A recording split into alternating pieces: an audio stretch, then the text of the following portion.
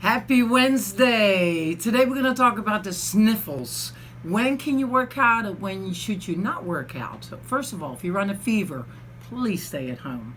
You are spreading everything, including your germs and your illness. So when you have a fever, best thing is stay home, hydrate, and rest.